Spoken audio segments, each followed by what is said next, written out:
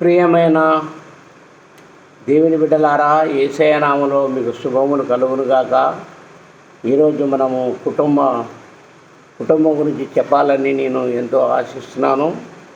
ఈ వాక్యము కుటుంబం గురించి కాబట్టి మీరందరూ ఈ వాక్యం శ్రద్ధగా ఈ దేవుని జీవన పొందాలని నేను కోరుకుంటున్నాను. మరి చిన్న ప్రార్థన చేసుకొని మరి వాక్యములు పోవాలని నేను ఎంతో ప్రేమపూర్వకంగా మిమ్మల్ని అడుగుతున్నాను. పరిశుద్ధుల దయగల దేవా, కృపగల ఉన్న తండ్రి స్థాయికి వెళ్ళాలి అయినా ఇవి నేను దేవుడు కాబట్టి నేను నమ్మకం చూస్తున్నాను. కాబట్టి తండ్రి కుటుంబం గురించి వాక్యం మనకు కనబడుతుంది కాబట్టి కుటుంబం గురించి మనము మరి ఈ వాక్యం విన్న బిడ్డ అందరికీ మీరు మెండైన దీవెనలు కుమ్మరించమని మా ప్రభు మధ్య యేసయ్యనామములో ప్రార్థన చేసుకుంటున్నాను తండ్రి. ఆమేన్. ప్రియమైన దేవుని బిడ్డలారా, ఇక్కడ మరి మత్తయి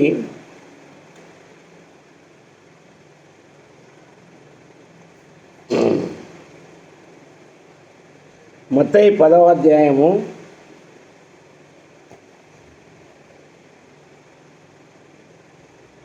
34వ వచనం.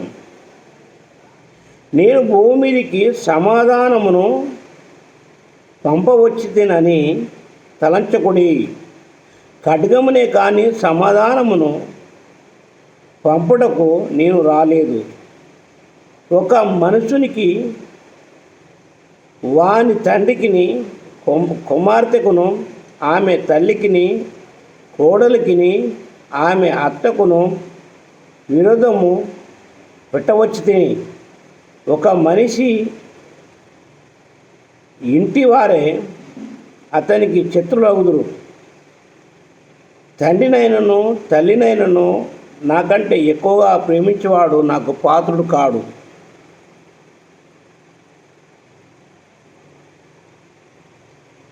కుమారునైనను కుమార్తెనైనను నాకంటే ఎక్కువగా ప్రేమించేవాడు నాకు పాత్రుడు కాడు.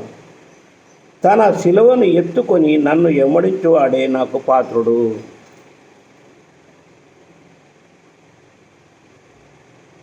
కాడు. తన ప్రాణమును దక్కించుకునివాడు దాన్ని పోగొట్టుకొనును, కానీ నా నిమిత్తము తన ప్రాణమును పోగొట్టుకునివాడు దాన్ని దక్కించుకొను అని ఇక్కడ మనకు ఇక్కడ వాక్యము మనకు వివరిస్తుంది. ప్రియమైన దేవుని బిడ్డలారా, ప్రభుగారు ఏమంటే ఈ భూమి మీద నేను సమాధానపరచడానికి రాలేదు కానీ అగ్ని వేయడానికి వచ్చినా అని ఇక్కడ మనకే విరోధం పెట్టినట్టుగా ఇక్కడ మనకు ఏంటంటే మరి దేవుడు మరి మనుషులు పుట్టించిన కూడా దేవుడే. కానీ ఇక్కడ వాక్యం ఎట్లుందంటే నేను సమాధానంగా నేను భూమి మీద రాలే కానీ విరోధం పెట్టడానికి వచ్చినా అని ఇక్కడ మన వాక్యం వచ్చిన. నేను భూమి మీదకి సమాధానమును పంపవచ్చినని తలంచకుడి, ఖడ్గమునే కానీ సమాధానమును పంపుటకు నేను రాలేదు. ఖడ్గం వేస్తే ఒక ఖడ్గం మనుషులు సంతది. అప్పుడు ఆ కాలంలో రాజులు ఎందరో కత్తులు పట్టుకొని యుద్ధాలు చేశారు. అంటే ఖడ్గమని కానీ నేను సమాధానంతో నేను రాలేదని ఇక్కడ వాక్యం చెప్తున్నాను. ఇక్కడ ఏమంటే నేను భూమి మీదికి సమాధానమును పంపవచ్చితినని తలంచకుడి, ఖడ్గమనే కానీ సమాధానమును పంపుటకు నేను రాలేదు. ఒక మనుషునికిని వాని తండ్రికిని కుమార్తెకును ఆమె తల్లికిని కోడలికిని ఆమె అత్తకును విరోధము పెట్టవచ్చి తిని.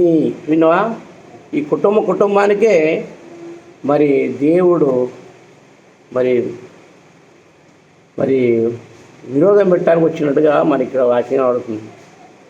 మనము దేవుని నమ్మిన మరి ప్రభు నమ్మినప్పుడు దేవుడు మనకు విరోధం ఎట్లా పెట్టిస్తాడంటే కుటుంబంలో ఐక్యత లేక, కుటుంబంలో సమాధానం లేక, కుటుంబంలో ప్రార్థన లేక, కుటుంబంలో కలిసి అందరూ చర్చి పోతే ఏమవుతుంది అంటే దేవుడు వాళ్ళకి విరోధం పెట్టడానికి వచ్చినట్టుగా ఉంటుంది.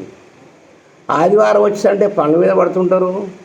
ఆదివారం వచ్చిందంటే మరి కూరలు తీసుకొచ్చుకుంటుంటారు. ఆదివారం వచ్చిందంటే మళ్ళీ వారి ఇష్టానుసారముగా మరి వాళ్ళు ప్రవర్తిస్తుంటారు. కాబట్టి వాళ్ళు ఆదివారం వచ్చిందంటే వాళ్ళు మరి పళ్ళ మీద పడుతుంటారు, బీర మీద పడుతుంటారు, వ్యాపారం మీద పడుతుంటారు, ఉద్యోగాల మీద పడుతుంటారు.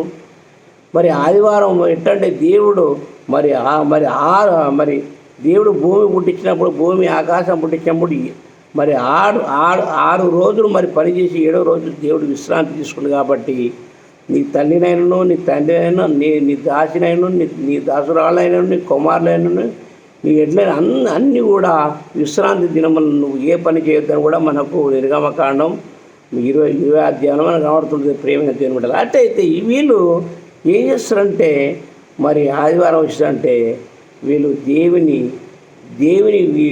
దేవుని అడుగుజాడలో ఉండక వాళ్ళ ఇష్టానుసారం నడిచినప్పుడు ఏం చేస్తారంటే దేవుడు వాళ్ళకే విరోధం పెట్టిస్తాడంట. ఈరోజు దేవుడు శాంతిపరుడు కదా, దేవుడు ప్రేమించే దేవుడు. మరి ఏముంది అక్కడ? మరి మత్తయి యోహాను 3:16 దేవుడు లోకమును ఎంతో ప్రేమించుండు.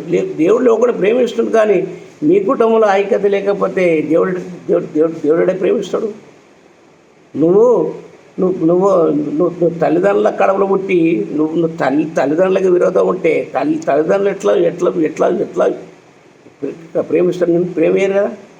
ఆయన కూడా మన ప్రభు గారు కూడా మనకు మరి ఒక తల్లి లాంటి వాడు. కాబట్టి ఆయనను మనం ప్రేమియాలి. ప్రేమిస్తా మా ప్రభు కూడా మనల్ని ప్రేమిస్తాడు. మరి ఏం చేస్తారంటే వీళ్ళు మరి వాళ్ళ ఇష్టానుసారం నడుస్తారు. కాబట్టి దేవుడు ఏమన్నంటే, నేను భూమి మీదికి సమాధానమును పంపవచ్చి తినని తలంచకుడి. నీ సమాధానం రాలేని నేను ఎట్టంటే, మీరు మీ కుటుంబంలో సమాధానం ఉన్నప్పుడే సమాధానంగా నేను ఉంటా. నేను భూమి మీద సమాధానం రాలేదు, మీరు ఐక్యత కలిగి ఉంటేనే నేను కూడా మిమ్మల్ని ప్రేమిస్తాను. అందుకే ఏమన్నంటే, మరి కీర్తన 133 అధ్యాయం ఏముందంటే, సహోదరులు ఐక్యత కలిగి నివసించడం ఎంతో మేలు, ఎంతో మనోహరం అన్నాడు. ఐక్యత కలిగి ఉండాలి. కుటుంబ కలహాలు ఉన్నప్పుడు ఒకరొకరు సమాధాన పడాలి, ఒక్కొక్కరు ఐక్యత కలిగి ఉండాలి. మరి విరోధం పెట్టుకుంటే ఏ ప్రయోజనం ఉంటుంది? ముఖ్యంగా మరి ఎట్టంటే పాపానికి దూరం ఉండాలి, నీతికి దగ్గర ఉండాలి. ఇక్కడ మరి ఎట్టంటే ఇక్కడ మనకు మరి కుటుంబంలో ముఖ్య కారకం ఎవరంటే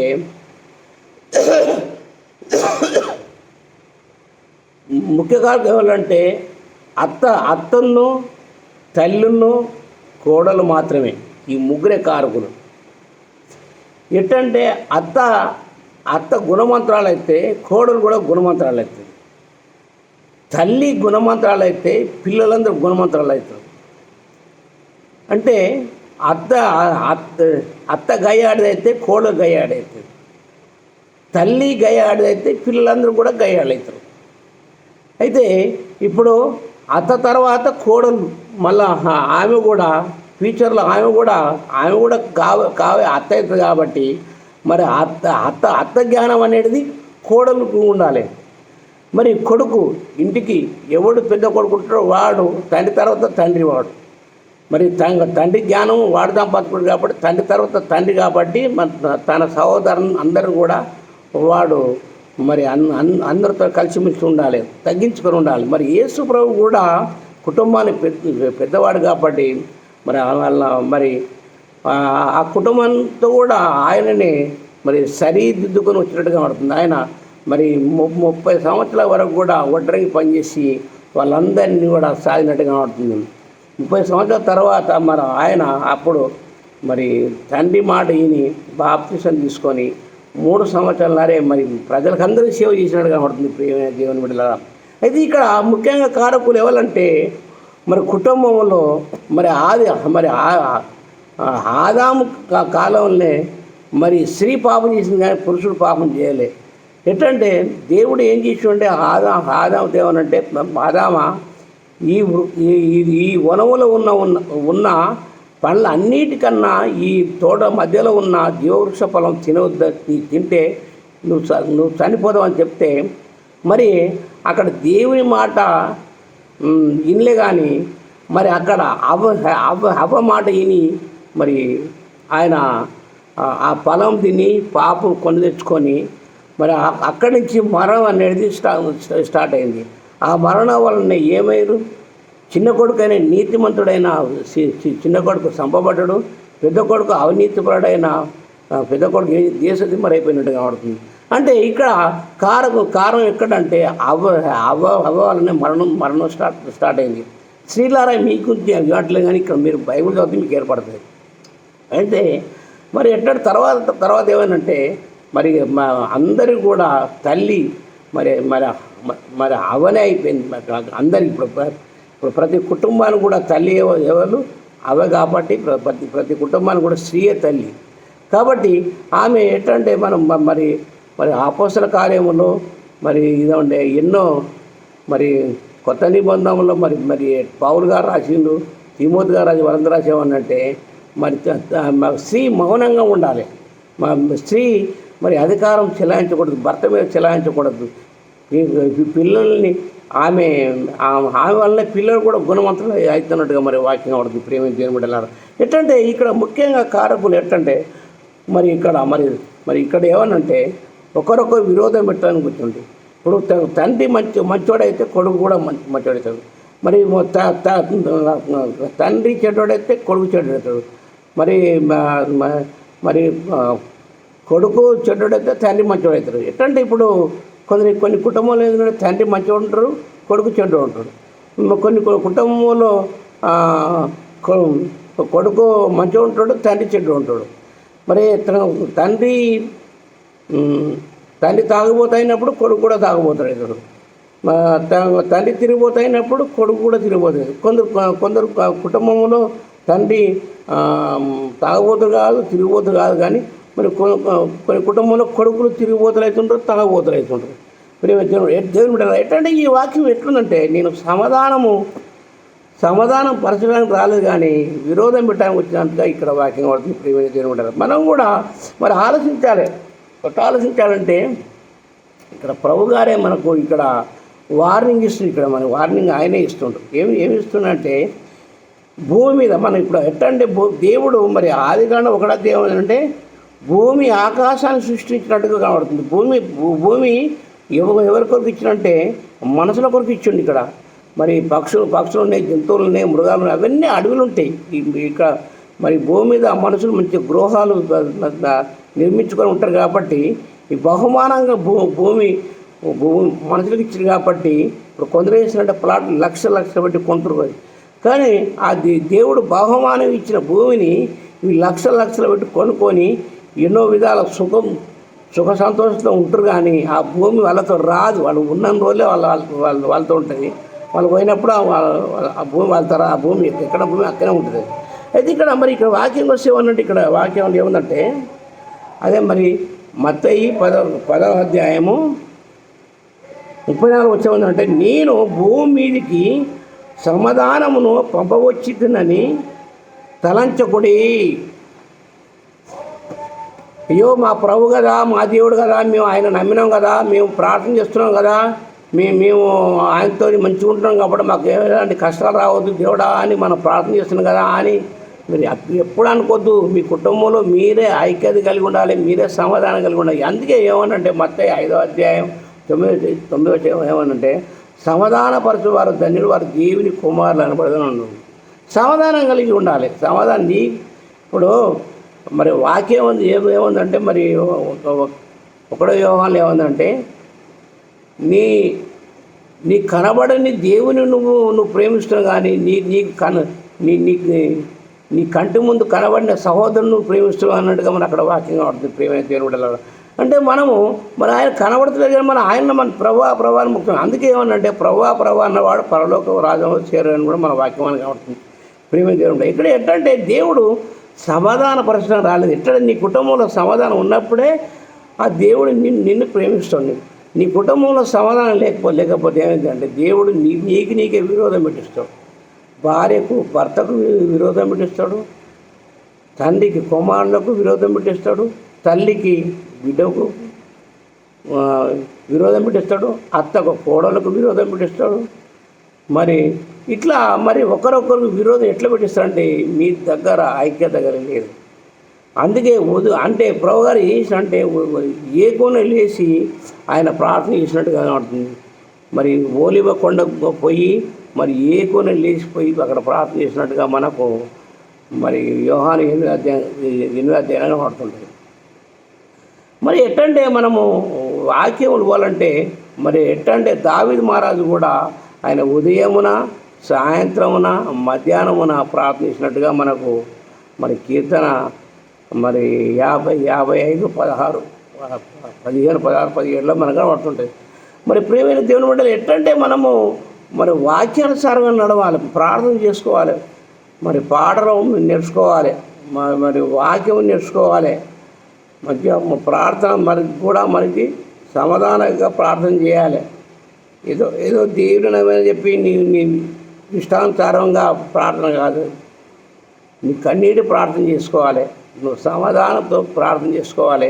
ఇక్కడ ఏమనంటే మరి ఇక్కడ మన వాక్యంకి వస్తే నేను విరోధం పెట్టడానికి వచ్చిన కానీ నేను సమాధానం పెట్టడానికి రాలేదని ఇక్కడ వాక్యం కాబట్టి ప్రేమ చేయబడాలి. ఎట్లా కొందరు ఏం చేస్తారంటే మరి కుటుంబంలో అత్త పాత్రదారు, తల్లి పాత్రదారు, కోడలు పాత్రదారు, బిడ్డ పాత్రదారు. బిడ్డ ఒక కుటుంబానికి ఒక పిల్లని ఇస్తే అక్కడ బిడ్డ భర్తకు అత్తమామలకు సమాధానం ఉండాలి. అక్కడ తల్లి మాట ఇంటే ఇను, తల్లికి చెప్పి సమాధానం చెప్పాలి, అత్తమామలకు భర్తకు సమాధానం చెప్పి ఉండాలి. ఏం చేస్తుంటే బిడ్డ ఏం చేస్తుంటే ఒక పెళ్లి చేసుకుంటుంది, తల్లికి అన్నీ వివరించి చెప్తుంటుంది. ఆ తల్లికి ఏమరక ఆమె ఆమె ఆమె పని మీద ఆమె ఉంటుంది కాబట్టి ఆ బిడ్డ మాట ఈయన ఏం చేస్తుంటే వాళ్ళ కుటుంబంలో విరోధం అవుతుంటారు, కొట్లాడవుతుంది, అల్లర్లు అవుతుంది. మరి ఇట్లా ఎన్నో కుటుంబాలు మరి చెడిపోయి ఏం చేస్తుంటే ఆఖరి కూడా కుటుంబాలే ఆగమైపోతారు, చనిపోతారు కూడా. ఎట్టంటే బిడ్డ ఒకటి తెలుసు, ఆమె చిన్న జ్ఞానం కాబట్టి బిడ్డ చెప్తే ఏమనంటే బిడ్డ నేను చెప్తుంది, బిడ్డ అల్లునికి చెప్తా, మరి ఇది మీ అత్త చెప్తా, మీ మామ చెప్తా, నేను చెప్పి వాళ్ళకి నిన్ను మంచి చూసుకోవాలి అని చెప్పి వచ్చి సమాధానం పడాలి. బిడ్డ మాట ఎప్పుడూ వినొద్దు, ఇంటే విను. ఆమె మంచి చెప్పినా వినాలి, చెడు చెప్పినా వినాలి, కానీ మళ్ళీ విరోధం పెట్టుకోకూడదు, సమాధానపరిచి ఉండాలి ఆడ. ఇప్పుడు పరచుకోక బిడ్డ మాట విని మరి అల్లుని తిట్టుడు, అల్లుని కొట్టుడు, మరి వాళ్ళ అల్లుని తల్లిదండ్రులను ఇబ్బంది పెట్టుడు, పోలీస్ స్టేషన్లు పెట్టుడు, కోట్ల పండు పెట్టుడు, పంచాయతీలు పెట్టుడు, ఇవన్నీ జరిగితే ఏమైందంటే ఆడ అంటే ఏమన్నంటే దెయ్యం పిల్ల కయ్యం లేపినట్టుగా నీ బిడ్డ మాట విని నీ కుటుంబం నాశనం చేసుకుంటున్నావు, నీ రక్త సంబంధమే దూరపరుచుకుంటున్నావు వాడు. ఎప్పుడైనా ఇంటే ఈను నీ బిడ్డ మాట ఈను, నీ బిడ్డని తల్లి మాట వినవలసిందే,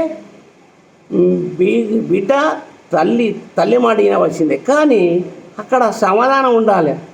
ఎట్టంటే కుటుంబంలో సమాధానం లేకపోతే ఏమైందంటే ప్రభు వారి విరోధం పెట్టడానికి వచ్చినట్టుగా మనం వాక్యం కనబడుతుంది. ఎట్టంటే మనము అక్కడ సమాధానంతో ఉండాలి, కానీ సమాధానం లేకపోతే ఏమైందంటే వాళ్ళు కుటుంబంలో ఆగమైపోతుంటారు, కుటుంబం వల్లే నాశనం అయిపోతుంటారు. కుటుంబం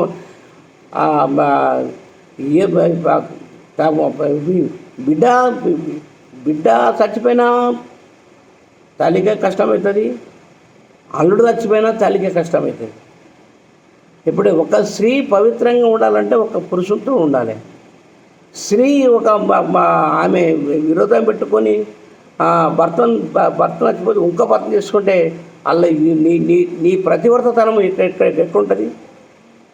ఇప్పుడు నీ దురదృష్టం ఉండి నీ భర్త చచ్చిపోయిందంటే అది ఉంటుంది, కానీ కొట్లాడ పెట్టుకొని అది చేసుకొని ఇది చేసుకొని పోలీస్ స్టేషన్ పోయి దండగలు పెట్టుకొని మరుగుమందులు పెట్టుకొని కొట్టి తిట్టి ఆగం చేసి కుటుంబాలు ఆగం చేస్తే అల్లుడు చనిపోయినా అని నీ బిడ్డకే ఇబ్బంది అవుతుంది.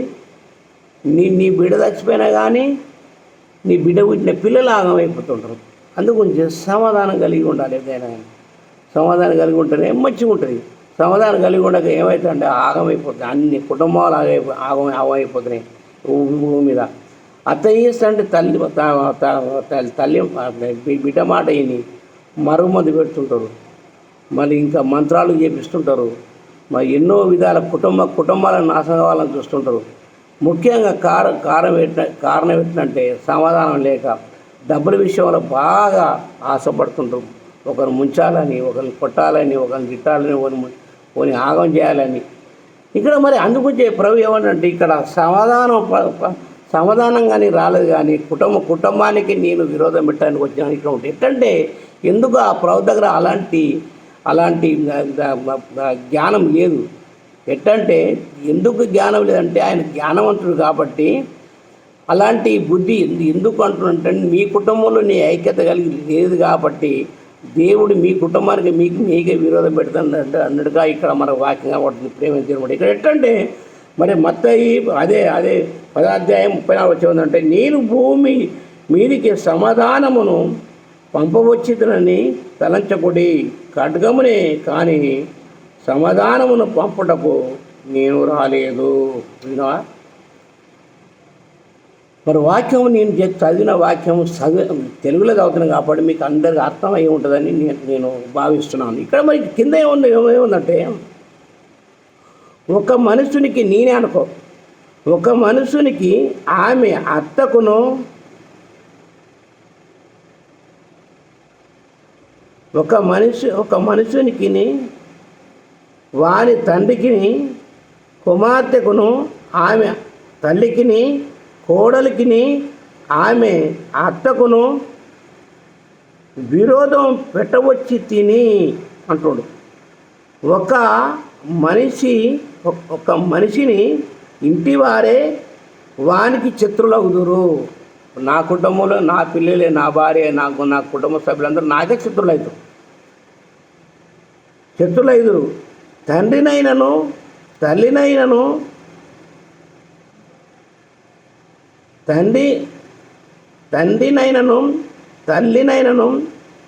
నాకంటే ఎక్కువగా ప్రేమించేవాడు నాకు పాత్రుడు కాడు. చిన్నవా, తల్లిని తండ్రిని ఎవరు ప్రేమిస్తారో వాళ్ళు నాకు పాత్రుడు కాడు అంటుండు.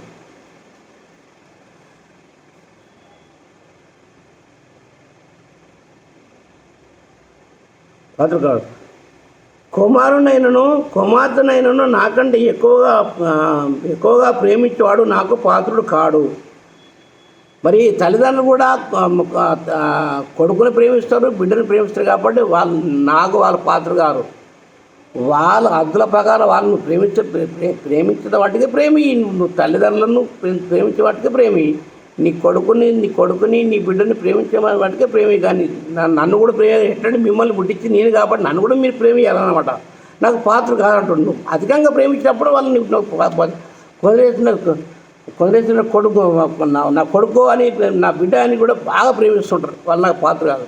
అయ్యో నాకు కన్న తల్లిదండ్రులని చెప్పి మరి పిల్లలు కూడా తల్లిదండ్రులు బాగా ప్రేమిస్తున్నారు. నాకు పాత్ర కాదు, ప్రేమించేవాడు ప్రేమి. కానీ నన్ను కూడా నువ్వు ప్రేమియాలి. అంటే మిమ్మల్ని పుట్టించిన కాబట్టి నన్ను కూడా మీరు ప్రేమియాలి. వాటిలో బాగా అధికంగా ప్రేమిస్తే మీరు నాకు పాత్ర కాదని చెప్పి దేవుడు ముందే ఇక్కడ హెచ్చరిక చేస్తుండు. తన శిలువను ఎత్తుకొని నన్ను ఎమ్మడింపని వాడు నాకు పాత్రుడు కాడు. శిలువ ఎత్తుకొని ఇక్కడ ఏమనంటే తన శిలువను ఎత్తుకొని నన్ను ఎమ్మడింపని వాడు నాకు పాత్రుడు కాడు. అంటే ఎప్పుడు నేను నన్ను ఎమ్మడించాలని అనుకుంటే నువ్వు సిలువ ఎత్తుకొని నన్ను ఎమ్మడించాలి. నువ్వు సిలువ ఎత్తుకోక నువ్వు ఎమ్మడి అయినప్పుడు నాకు నువ్వు పాత్రుడు కాడంటున్నాడు. తన ప్రాణమును దక్కించుకున్నవాడు దాన్ని పోగొట్టుకును. నా ప్రాణం కావాలని అని దేవుని మర్చిపోయి తన ప్రాణం గురించి ఆలోచించడం ఏంటంటే వాడు ఇక్కడ ఏమనంటే తన ప్రాణం పోగొట్టుకుంటాడు. తన ప్రాణము దక్కించుకున్నవాడు దానిని పోగొట్టుకును, కానీ నా నిమిత్తమును తన ప్రాణమును పోగొట్టుకున్నవాడు దాన్ని దక్కించుకోను. మరి ప్రభు విషయంలో మనం ఉన్నప్పుడే మన ప్రాణము దక్కించుకుంటాం. ఎట్లంటే తన ప్రాణాన్ని ప్రేమించకూడదు. నువ్వు దేవుని ప్రేమిస్తే నీ ప్రాణాన్ని కూడా దేవుడే ప్రేమిస్తాడు కాబట్టి నువ్వు బతుకుతాను అన్నమాట. ప్రేమిని దేవుని బిడ్డలు ఎట్లంటే ఇక్కడ మనకు కుటుంబంలో దేవుడు మరి విరోధం పెట్టడానికి వచ్చినట్టుగా ఇక్కడ మనకు వాక్యం కనబడుతుంది. ప్రియమైన దేవుడు, కుటుంబంలో సమాధానం లేక, కుటుంబంలో ఐక్యత కలిగి లేక, కుటుంబంలో మళ్ళీ ఎప్పటికీ అల్లరి పెట్టుకొని, కుటుంబంలో ఎప్పటికీ డబ్బుల విషయంలో, మరి ఆస్తుల విషయంలో, భూముల విషయంలో ఎన్నో కుటుంబాలు నాశనం అయిపోతున్నాయి. కొందరు భూముల వ్యవసాయ భూముల కాడైతే కొన్ని అన్నదమ్ములే విరోధమై ఒక్కొక్కరు పొడుచుకుంటూ చచ్చిపోతారు. ప్రియమైన దేవుని బిడ్డలారా, ఎట్టంటే కుటుంబంలో ఐక్యత కలిగి ఉండక, కుటుంబంలో ప్రేమ కలిగి ఉండగా ఏం చేస్తాడు దేవుడు, నేను భూమి మీద నేను విరోధం పెట్టడానికి వచ్చినా కానీ సమాధానం పెట్టడానికి రాలేదు. ఖడ్గమని కానీ నేను ఇక్కడ వాక్యం ఉందంటే, నేను భూమి మీదకి సమాధానమును పంపవచ్చునని తలంచబడి ఖడ్గమనే కానీ సమాధానమును పంపుటకు నేను రాలేదు. ఖడ్గమనే పంపిస్తాను. మీరు ఒక్కొక్కరు నరుకొని సావండి, ఒక్కొక్కరు నరుకొని ఒక్కొక్కరు కోసుకొని చచ్చిపోతే మీరు ఏమవుతారంటే నా దగ్గర మీరు పాతాళం పోయి ఉంటారు. మీరు సమాధానం ఉన్నప్పుడే మీరు నా దగ్గర వస్తారు. అందుగురించి మీ దగ్గర సమాధానం లేదు కాబట్టి ఏమో పంపిస్తుంటారు, ఖడ్గమని పంపిస్తుంటారు. ఖడ్గం అంటే ఏంటి? మీరు కొట్లా పెట్టుకొని మీరు పొడుచుకొని మీరు సావాలన్నమాట. అంటే దేవునితో ఐక్యత కలిగి ఉండాలి. అందుగురించి ఏమనంటే ఇక్కడ మరి కీర్తన 133 133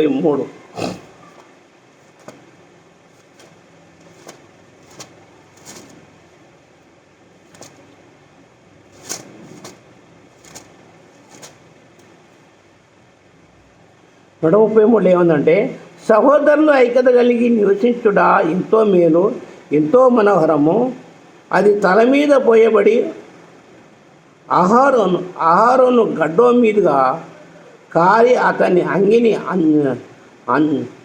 అంచు వరకు దిగజారిన పరిమళ తైలం వలె ఉండును. వినవా? మరి తైలం ఎంత మంచిగా ఉంటుంది, అది మంచి సువాసన ఇస్తుంటుంది. మరి సహోదరులు ఐక్యత కలిగి ఉంటే వాళ్ళు ఎంతో మనోహరం అంటారు. మరి కుటుంబానికి సహోదరులు, తల్లిదండ్రులు, మరి కుటుంబ సభ్యులు, బాంధవులు, మిత్రులందరూ ఏం చేయాలి? సమాధానం కలిగి ఉండాలి. పిల్లలు కూడా తెలుస్తూ నువ్వు ముందు పుట్టినవు, నువ్వు పెళ్లి చేసుకున్నావు, పిల్లలు కన్నప్పుడు పిల్లల జ్ఞానము తక్కువ ఉంటుంది, తల్లిదండ్రుల జ్ఞానం ఎక్కువ ఉంటుంది. కాబట్టి పిల్లలు కూడా తెలియక చెప్పినప్పుడు ఏం చేయాలంటే అక్కడ సమాధాన పరచాలి. కానీ పిల్లల్ని ఏగేసే వాళ్ళు ఉన్నారు. అరే తండ్రా అరే తిట్టు అత్తంట్రా అని ఇట్లా అంటే ఈ తల్లిదండ్రులే ఆ పిల్లల కన్నా వీళ్ళే బుద్ధిహీనులు వీళ్ళే. ఎట్టంటే తల్లిదండ్రులకు ఏం చేయాలంటే పిల్లలకు ఒకటి చేస్తే ఒకటి తెలియకపోతే వాళ్ళ దగ్గర తీసుకొని బిడ్డ ఇట్ట కాదు అట్ట కాదు, నీ అత్త అవుతుంది, నీ మామ అవుతుంది, నీ భర్త అవుతాడు, నీ మరిది అవుతాడు, నీ ఆడబిడ్డ అవుతుంది, అందరూ కలిసిమెలిసి ఉండాలి అమ్మ అని చెప్పే బుద్ధి ఆ బిడ్డకు చెప్పుకోవాలి. తర్వాత బిడ్డ ఎక్కడ పోయినప్పుడు నా బిడ్డ మంచి చూసుకోమని చెప్పి వీళ్ళు కూడా చెప్పి సమాధాన పరిచిపోవాలి. అందుగురించి ఏమనంటే సమాధాన పరిచిన వారు ధన్యులు, వారు దేవుని కుమారులు అనబడదు అన్నట్టుగా మత్తయి 5:9 పడుతుంది. ప్రేమ దేవుడు మన చిన్న ప్రార్థన చేసుకొని ముగించుకున్నాం. పరిశుద్ధుల దయగల దేవ, కృపగల ప్రవాణ తండ్రి, నీకే స్తుతి చెల్లిస్తున్నాయినా. నువ్వు నీవైన దేవుడో, ప్రవడో, రక్షకుడో, కృపామేడో, నీతిమంతుడో, దయగల దేవుడో, కృపగల ప్రవడ నచ్చయ. మరి కుటుంబం విషయంలో నీ వాక్యం నేను చెప్పినా కాబట్టి ఈ వాక్యం అందరూ విని జీవన పొందాలని, మరి నిండైన దీవెన మా పైన కుమ్మరించమని మా ప్రభు మా దేవుని యశానంలో ప్రార్థన చేసుకుంటున్నాను తండ్రి. ఆమేన్.